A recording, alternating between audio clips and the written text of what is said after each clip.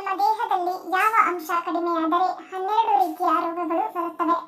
Options: A ರಕ್ತ, B ಕಬ್ಬಿಣ, C ಬಿಳಿ ರಕ್ತ ಕಣ, ಡಿ ನೀರು.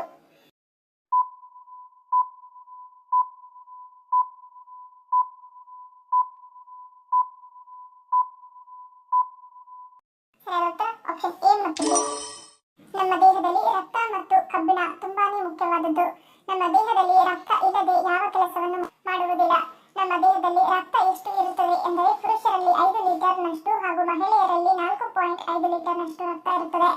ನಮ್ಮ ದೇಹದಲ್ಲಿ ರಕ್ತ ಕಣಗಳು ಚೆನ್ನಾಗಿ ಸಿದ್ಧವಾಗಬೇಕಾದರೆ ಹಾಗೂ ನಮ್ಮ ರಕ್ತದಲ್ಲಿನ ಹಿಮೋಗ್ಲೋಬಿನ್ ಚೆನ್ನಾಗಿ ಕೆಲಸ ಮಾಡಬೇಕಾದರೆ ಕಬ್ಬಿಣವು ತುಂಬಾನೇ ಮುಖ್ಯವಾದದ್ದು. ಪ್ರತಿನಿತ್ಯ ದೊಡ್ಡವರು 30 ಮಿಲಿಗ್ರಾಂನಷ್ಟು ಕಬ್ಬಿಣ ಹಾಗೂ ಚಿಕ್ಕವರಲ್ಲಿ 15 ಮಿಲಿಗ್ರಾಂನಷ್ಟು ಕಬ್ಬಿಣ ಬೇಕಾಗುತ್ತದೆ. ಇಂತಹ ಕಬ್ಬಿಣ ದೇಹದಲ್ಲಿ ಕೊರತೆಯಾದಾಗ ಅನೇಕ ಆರೋಗ್ಯ ಸಮಸ್ಯೆಗಳು ಉದ್ಭವವಾಗುತ್ತವೆ. ಇನ್ನು ಈ ಐರನ್ ಸಮಸ್ಯೆ ಹೆಚ್ಚಾಗಿ ಚಿಕ್ಕ ಮಕ್ಕಳಲ್ಲಿ ಹಾಗೂ ಹೆಚ್ಚಾಗಿ ಮಹಿಳೆಯರಲ್ಲಿ ಕಂಡುಬರುತ್ತವೆ.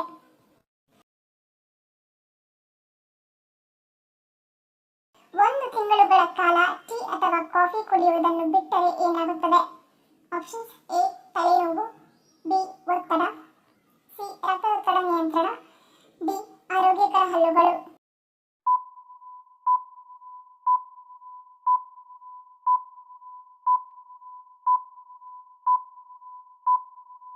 ಸರಿಯಾದ ಉತ್ತರ ಆಪ್ಷನ್ ಸಿ ಮತ್ತು ಡಿ. ದೇಹದಲ್ಲಿರುವಾಗ ಟೀ ಕಾಫಿ ಕುಡಿಯುವುದರಿಂದ ಕೊಂಚ ಸಮಾಧಾನ ಸಿಗುತ್ತದೆ. ಆದರೆ ಇದನ್ನು ಅತಿಯಾಗಿ ಸೇವಿಸುವುದರಿಂದ ರಕ್ತದೊತ್ತಡ ಸಮಸ್ಯೆ ಹೆಚ್ಚಾಗುತ್ತದೆ. ಒಂದು ತಿಂಗಳ ಕಾಲ ಟೀ ಕಾಫಿ ಕುಡಿಯುವುದನ್ನು ನಿಲ್ಲಿಸುವುದರಿಂದ ರಕ್ತದೊತ್ತಡ ನಿಯಂತ್ರಣದಲ್ಲಿರುತ್ತದೆ. ನಿದ್ರೆಯ ಮೇಲೆ ಉತ್ತಮ ಪರಿಣಾಮ ಬೀರುತ್ತದೆ. ಟೀ ಕಾಫಿ ಕುಡಿಯುವುದನ್ನು ನಿಲ್ಲಿಸಿದರೆ ನೆಮ್ಮದಿಯ ನಿದ್ದೆಯನ್ನು ಪಡೆಯಬಹುದು. ಚಹಾ ಮತ್ತು ಕಾಫಿಯಂತಹ ಬಿಸಿ ಪಾನೀಯಗಳು ಹಲ್ಲುಗಳ ಮೇಲೆ ಪ್ರತಿಕೂಲ ಪರಿಣಾಮವನ್ನು ಬೀರುತ್ತವೆ. ಇವುಗಳನ್ನು ಕುಡಿಯುವುದರಿಂದ ಹಲ್ಲುಗಳ ಬಣ್ಣ ಮಾಯವಾಗುತ್ತದೆ, ಹಲ್ಲುಗಳು ದುರ್ಬಲವಾಗುತ್ತವೆ. ಒಂದು ತಿಂಗಳ ಕಾಲ ಟೀ ಕಾಫಿ ಕುಡಿಯುವುದನ್ನು ನಿಲ್ಲಿಸಿದರೆ ನಿಮ್ಮ ಹಲ್ಲುಗಳು ಆರೋಗ್ಯವಾಗಿರುತ್ತವೆ. ಹಾಗೆಯೇ ನಿಮ್ಮ ಜೀರ್ಣಶಕ್ತಿ ವೃದ್ಧಿಸುತ್ತದೆ ಮತ್ತು ಅನೇಕ ಹೊಟ್ಟೆಯ ಸಮಸ್ಯೆಗಳಿಂದ ಪರಿಹಾರವನ್ನು ಪಡೆಯಬಹುದು.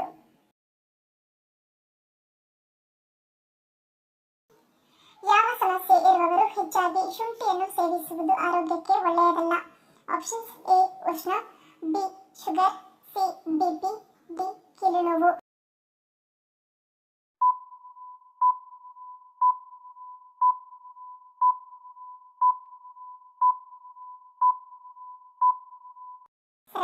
ಆಪ್ಷನ್ ಎ ಉಷ್ಣ. ಶುಂಠಿಯು ದೇಹದಲ್ಲಿ ಉಷ್ಣವನ್ನು ಉತ್ಪಾದಿಸುತ್ತದೆ.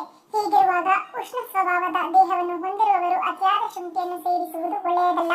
ಇದರ ಅತಿಯಾದ ಸೇವನೆಯು ಹೊಟ್ಟೆಯ ಕಿರಿಕಿರಿ, ಆಮ್ಲ ರಚನೆ, ಗ್ಯಾಸ್ ಮತ್ತು ಮಲಬದ್ಧತೆಯಂತಹ ಸಮಸ್ಯೆಗಳನ್ನು ಉಂಟುಮಾಡುತ್ತದೆ. ಶುಂಠಿಯು ರಕ್ತವನ್ನು ತೆಳುಗೊಳಿಸುವ ಗುಣಗಳನ್ನು ಹೊಂದಿದೆ. ಆದಾಗ್ಯೂ ಅದರ ಅತಿಯಾದ ಸೇವನೆಯು ರಕ್ತ ಹೆಪ್ಪುಗಟ್ಟುವಿಕೆಯ ಮೇಲೆ ಪರಿಣಾಮವನ್ನು ಬೀರುತ್ತದೆ. ಇದನ್ನು ಅತಿಯಾಗಿ ಸೇವಿಸುವುದರಿಂದ ರಕ್ತ ತೆಳುವಾಗಿಸುವ ಔಷಧಗಳನ್ನು ಸೇವಿಸುವವರ ಸಮಸ್ಯೆಗಳು ಹೆಚ್ಚಾಗುತ್ತದೆ. ಮತ್ತು ಆಹಾರದಲ್ಲಿ ಅತಿಯಾದ ಶುಂಠಿಯನ್ನು ಸೇವಿಸುವುದರಿಂದ ಇದು ಇನ್ಸುಲಿನ್ ಮಟ್ಟವನ್ನು ಅಡ್ಡಿಪಡಿಸುತ್ತದೆ. ಈ ಕಾರಣದಿಂದಾಗಿ ರಕ್ತದಲ್ಲಿ ಸಕ್ಕರೆಯ ಪ್ರಮಾಣವು ಇದ್ದಕ್ಕಿದ್ದಂತೆ ಕಡಿಮೆಯಾಗಬಹುದು. ಹಾಗಾಗಿ ಅತಿಯಾಗಿ ಶುಂಠಿಯನ್ನು ಸೇವಿಸುವುದರ ಬದಲಾಗಿ ಮಿತವಾಗಿ ಶುಂಠಿಯನ್ನು ಬಳಸುವುದು ಉತ್ತಮ. ರಸ್ತೆಯ ಒಂದು ಕಡೆ ನದಿ ಮತ್ತು ಇನ್ನೊಂದು ಕಡೆ ಸಮುದ್ರವನ್ನು ಹೊಂದಿರುವ ಪ್ರದೇಶ ಯಾವ ರಾಜ್ಯದಲ್ಲಿದೆ? Options: A Kerala, B Gujarat, C Karnataka, D Andhra Pradesh.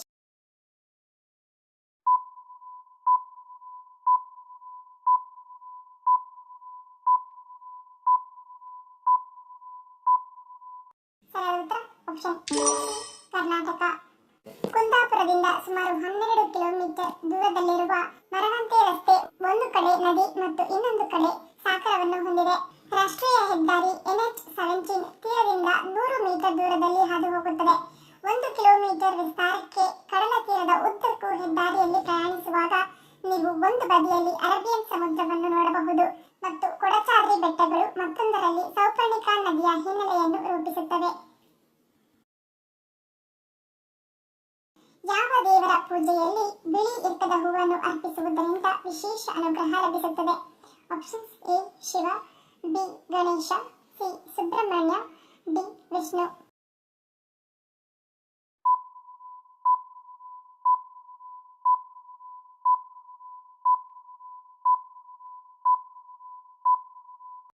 ಸರಿಯಾದ ಉತ್ತರ ಆಪ್ಷನ್ ಎ ಮತ್ತು ಬಿ. ಶಿವ ಹಾಗೂ ಗಣೇಶನ ಪೂಜೆಯಲ್ಲಿ ಬಿಳಿ ಎಕ್ಕದ ಹೂವುಗಳನ್ನು ಅರ್ಪಿಸುವುದರಿಂದ ಭಗವಂತನು ವಿಶೇಷ ಅನುಗ್ರಹವನ್ನು ನೀಡುತ್ತಾನೆ ಮತ್ತು ಎಲ್ಲಾ ಇಷ್ಟಾರ್ಥಗಳನ್ನು ಪೂರೈಸುತ್ತಾನೆ ಎನ್ನುವ ನಂಬಿಕೆ ಇದೆ. ಮುಖ್ಯವಾಗಿ ಧರ್ಮಗ್ರಂಥಗಳ ಪ್ರಕಾರ ನಿಮ್ಮ ಮುಖ್ಯ ಬಾಗಿಲಿನ ಮುಂದೆ ಪವಿತ್ರವಾದ ಎಕ್ಕದ ಗಿಡವನ್ನು ನೆಡುವುದು ಅತ್ಯಂತ ಮಂಗಳಕರವೆಂದು ಪರಿಗಣಿಸಲಾಗಿದೆ. ಯಾವ ಸಮಸ್ಯೆ ಇರುವವರು ಸೋರೆಕಾಯಿ ತಿನ್ನುವುದನ್ನು ತಪ್ಪಿಸಬೇಕು? ಆಪ್ಷನ್ಸ್: ಎ ಅಜೀರ್ಣ, ಬಿ ಅತಿಸಾರ, ಸಿ ಬೊಜ್ಜು, ಡಿ ಆಯಾಸ.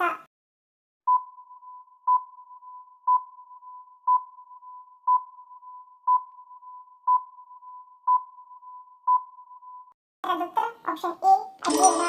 ದುರ್ಬಲ ಜೀರ್ಣಾಂಗ ವ್ಯವಸ್ಥೆ ಹೊಂದಿರುವವರು ಸೋರೆಕಾಯಿ ತಿನ್ನುವುದನ್ನು ಮತ್ತು ಅದರ ರಸವನ್ನು ತೆಗೆದುಕೊಳ್ಳುವುದರಿಂದ ದೂರವಿರಬೇಕು. ಇದರಲ್ಲಿ ಹೆಚ್ಚಿನ ಪ್ರಮಾಣದ ಫೈಬರ್ ಇದ್ದು ಜೀರ್ಣಿಸಿಕೊಳ್ಳಲು ಸಾಧ್ಯವಿಲ್ಲ. ಹಾಗಾಗಿ ಅಂತಹವರು ತಿಂದರೆ ಜೀರ್ಣಾಂಗ ವ್ಯವಸ್ಥೆ ಹೆಚ್ಚು ಹಾಳಾಗುತ್ತದೆ. ಹೊಟ್ಟೆ ನೋವು, ಮಲಬದ್ಧತೆ ಮತ್ತು ಅತಿಸಾರ ಸಮಸ್ಯೆಗಳು ಎದುರಾಗುತ್ತವೆ. ಹಾಗೆಯೇ ಲೋ ಬಿಪಿ ಸಮಸ್ಯೆ ಇರುವವರು ಕೂಡ ಸೋರೆಕಾಯಿಯಿಂದ ಆದಷ್ಟು ದೂರವಿರಬೇಕು. ಇದರಲ್ಲಿರುವ ಪೊಟ್ಯಾಷಿಯಂ ಏಕಾಏಕಿ ರಕ್ತದೊತ್ತಡವನ್ನು ಕಡಿಮೆ ಮಾಡಲು ಸಹಾಯ ಮಾಡುವುದರಿಂದ ಲೋ ಬಿಪಿ ಸಮಸ್ಯೆ ಇರುವವರು ಸಹ ಸೋರೆಕಾಯಿಯಿಂದ ದೂರವಿರುವುದು ಒಳಿತು. ವಿಧಾನಸೌಧದಲ್ಲಿ ಒಟ್ಟು ಎಷ್ಟು ಕೊಠಡಿಗಳಿವೆ? Options: A 500, B 600, C 400, D 300.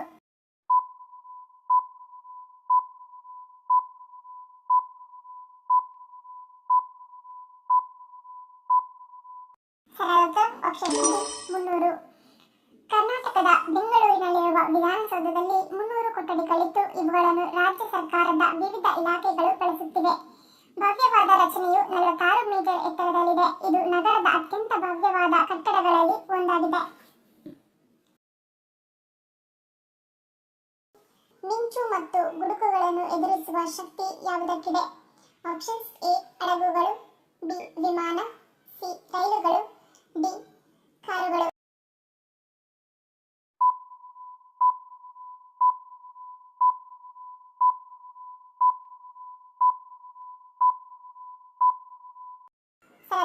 Option ವಿಮಾನ.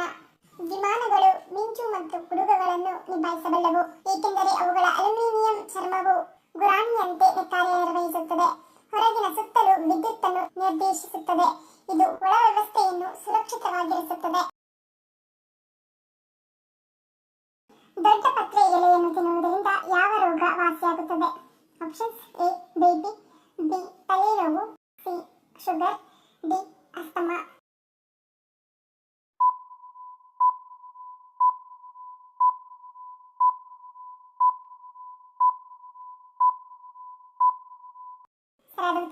Option D asthma. ಇದನ್ನು ಸಾಂಬ್ರಾಣಿ, ಸಾಂಬರಬಳ್ಳಿ, ಅಜ್ವೈನದ ಎಲೆ, ಕರ್ಪೂರಬಳ್ಳಿ, ಚಂಪಾವಳ್ಳಿ ಹೀಗೆ ಹಲವು ಹೆಸರುಗಳಿಂದ ಕರೆಯುತ್ತಾರೆ.